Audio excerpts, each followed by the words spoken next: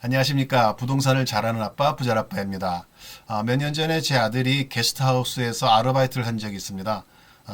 삼청동 쪽에 그 한옥집을 렌트해서 게스트하우스로 개조해가지고 그 외국인 여행객을 받는 곳이었습니다. 그때는 뭐 그런 곳이 있구나 하고 생각을 했는데 나중에 생각해보니 그것도 나름 괜찮은 투자처였던 것 같습니다.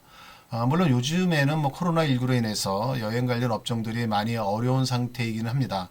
하지만 코로나가 퇴치되고 사람들의 여행이 다시 자유화가 될 것을 좀 대비해서 게스트하우스에 대한 검토를 해보는 것도 괜찮을 거라 생각해서 오늘 한번 말씀드리도록 하겠습니다. 예, 게스트하우스의 그 종류를 보게 되면 직접 매입하는 방법과 임대로 운영하는 방법이 있습니다.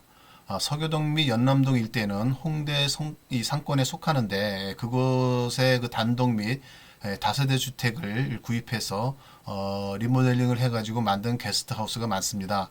말을 들어보면 장사가 될 때는 대지 70평에 4층 규모로 침실을 한 30여 개 정도 있는 게스트하우스의 경우에 객실을 한 75%만 채워도 월 2천만 원가량의 수익이 나왔다고 합니다.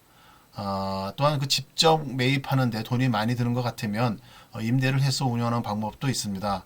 여한 그 지하철역 인근에 입지 좋은 곳에 운영을 하다가 장사가 잘 되면 권리금도 많이 붙여서 뭐 시세 차익을 내고 팔 수도 있다고는 합니다. 이 도시주택을 활용을 해서 외국인 관광객에게 우리나라의 가족 문화를 체험할 수 있도록 숙식을 제공하는 것을 법상으로 도시민박업이라고 합니다. 이는 홈스테이나 게스트하우스와 유사한 것으로 2012년 1월부터 등록이 시작됐습니다. 이렇게 외국인을 대상으로 하는 민박업이 증가하는 이유는 절차가 간소하고 도심의 숙박시설이 부족하기 때문입니다. 도심 민박업은 230평방미터 미만의 집만 있으면 창업이 가능합니다.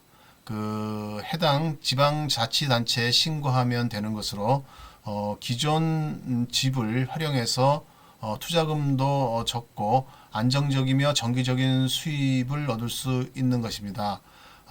그냥 남는 방을 가지고 이 도시 민박업을 할 수도 있지만 본격적으로 이렇게 하는 사람도 꽤 늘었습니다. 그래서 230평방미터 이내의 빈방을 개보수하거나 침대 수를 늘려서 2 내지 8인실로 객실을 다양화하고 공용시설인 거실과 간이주방, 욕실을 재배치해서 리모델링을 진행을 함으로써 창업을 하는 케이스들이 많이 늘어나고 있습니다. 이러한 게스트하우스가 증가를 하면서 지역별 그 특징도 좀 생겨났습니다. 종로의 서촌과 북촌 일대는 한옥을 개조한 게스트하우스가 많고 강남 일대는 유럽풍 전원주택이 인기입니다.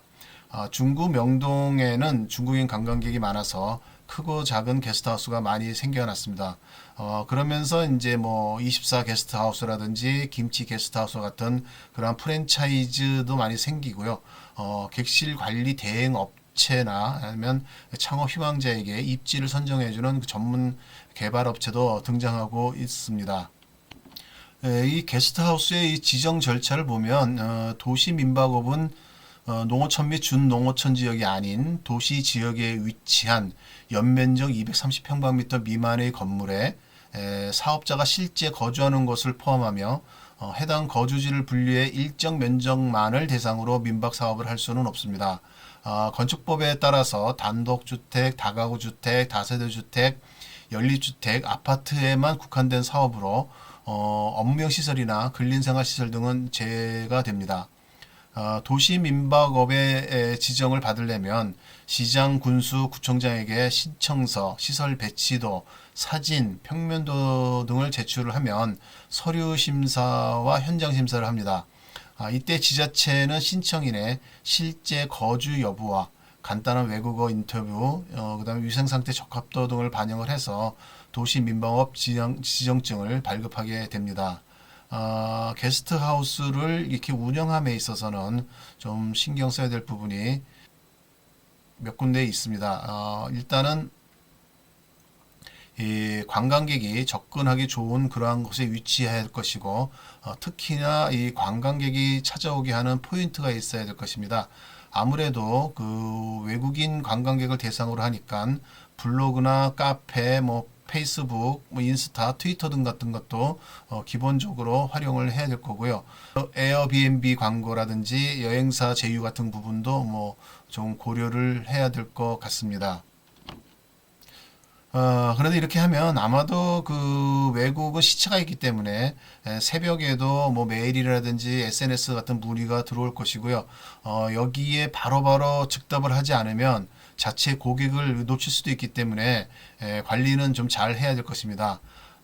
그리고 특히나 그 외국인들이 한번 방문을 하면 그들을 통해서 입소문이 나게끔 그래서 끊임없이 방문을 하게 하려면 뭔가 이렇게 특별하고 차별화된 그런 그 운영을 좀 해줘야 될 필요성이 있습니다. 이러한 그 게스트하우스를 운영함에 있어서 지켜야 할 그 요건들이 몇 가지 있습니다. 그 중에서도 숙박업을 할 수 없는 원룸이나 고시원 등을 불법으로 용도 전환하여 게스트하우스를 만드는 경우가 있는데 나중에 불법 건축물로 지정이 되어서 원상복구 명령이 떨어질 수도 있습니다. 합법적인 방식으로 그 신뢰를 얻는 게스트하우스 운영을 하여야 할 것입니다. 아는 것이 힘이고 아는 것이 돈입니다. 이상은 부자라빠의 부동산 길라잡이였습니다. 감사합니다.